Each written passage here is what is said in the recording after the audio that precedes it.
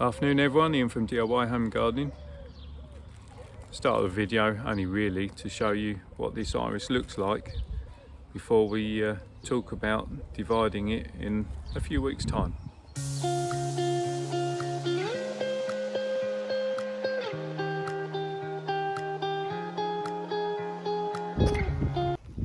So a perennial type of iris, died down during the winter, re-emerge come the springtime and flower for about May in the UK, and they spread by this rhizome which gradually creeps across the surface of the soil as it enjoys being cooked and bulks up the plants and then produces the flower.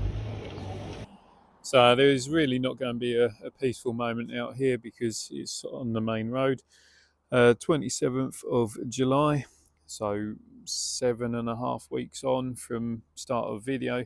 You can see that the irises have finished flowering, started to get the dieback on the actual flower stems, and it has been very dry, so the ground is pretty dry at the moment, and you can see the ends of these flags, as they're called, leaves, are also showing a bit of dryness.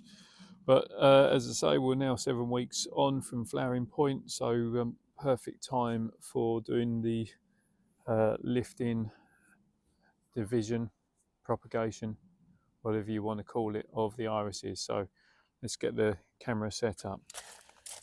Right, for this you basically want a sharp knife, clean sharp knife, and spade or fork.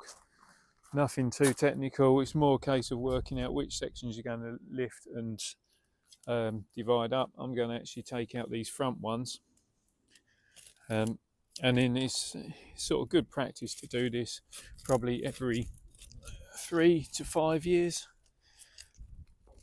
Alright, so just get these up.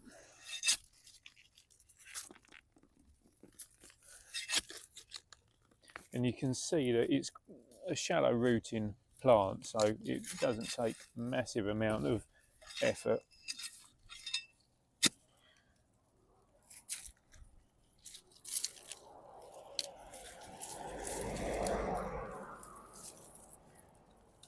Unfortunately, it's pulled up, cutting at the same time. Just give that a shake.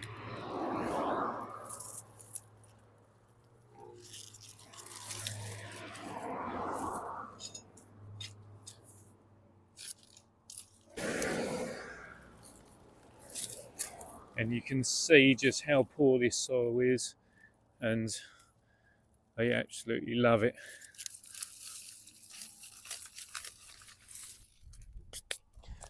So let's get these in the back garden, shall we? Okay, so we're in the garden, a little bit quieter out here, and we've got these rhizomes with leaves or flags to them. Super easy to prepare these for replanting and propagation. So I'm just going to start removing the obvious old leaf there because we don't want those. These pieces of rhizome are a little bit excess, or excessive I should say. So what we're doing is reduce that down, so just use your sharp knife, and as long as you've got a piece left that's got roots, that is fine. And taking the leaf in your hand, or flag in your hand, just again use your knife, don't cut yourself, and remove the excess down, just basically leaving a section about 4 inches, 3 to 4 inches in height. And what that is going to mean is that it's going to stop wind rock, excessive rocking around when you come to plant in the ground. And don't worry about the cut because you won't lose excess moisture on that. Don't need to do anything really with the roots. If you want to, you can trim them up just to make planting easier. but generally they're fine as they are. First one done. That was a nice easy section. We'll have a look at this piece next.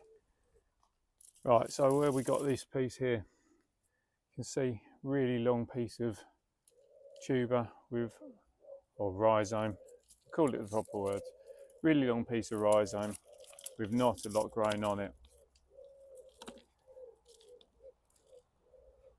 Basically, this is the oldest piece, which is why it's no longer very productive.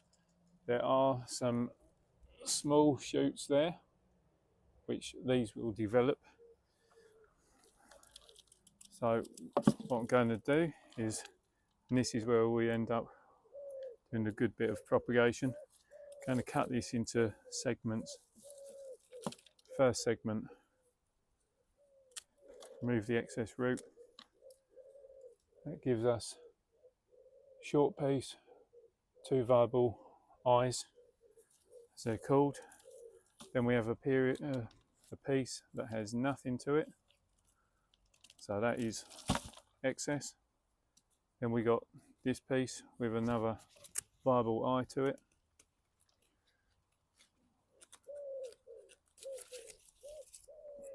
Like so. This piece, which has a dead zone on the top. So just use your knife, have a look at what's happening with that dead piece there. There, that's a little bit rotten. So what I'm actually going to do is discard that whole piece there. It's quite weak anyway. Discard that. That leaves me with this one section of flag. Probably should have sharpened my knife before doing this, but here's what it is. So out of that piece there, I've ended up with 3 good strong sections, and now just work my way through on these bits, doing exactly the same methods and using the same skills to sort these out. Okay then, so all the work's done. End up with a bucket worth of rubbish, and I say things like that not worth worrying about. Of course you can keep it, but when you've got some nice strong stuff, what's the point? And so out of those 3 pieces that we started with, and now divided it up, so we've got 5 new sections of flag and 6 pieces of rhizome, all with good strong visible eyes. So that's all the propagation work done, or the division propagation. Now to do a replant, so let's go and have a look. Right, so these irises are going to be coming into this part of the border, going to sit and grow in front of these tree lilies and behind this dahlia, and the colours have really worked quite well, because you got the pink of this tree lily, which is Anastasia. It's just finished doing its thing now, and then the Kiwi Gloria dahlia. So for planting purposes, let's give it a light scruff up. Got to be careful because there's also some alliums planted within here, so super easy taking the roots. And the thing to bear in mind with these is that they will grow backwards in the direction of this flag.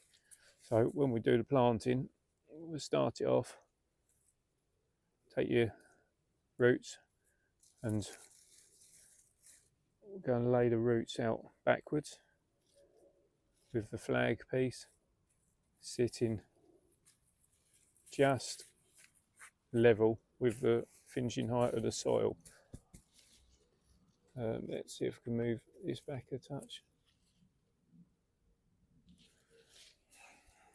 So you can see there, hopefully, let's get rid of those leaves, just finishing height of the soil, and that's so that the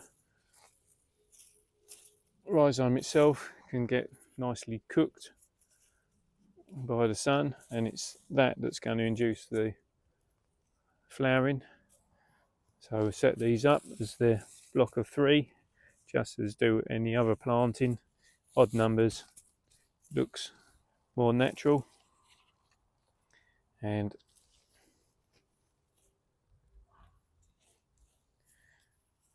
we'll set that up like so.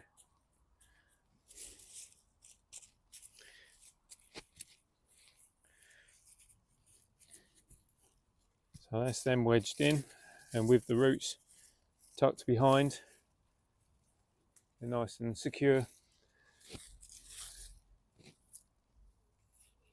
And if you are planting on a more exposed spot, the reason for having the roots tucked behind, any resistance on the wind coming through this way, it's not going to get moved too far, or that way, it's not going to move too far, because you've got the weight of the soil holding down on the roots themselves.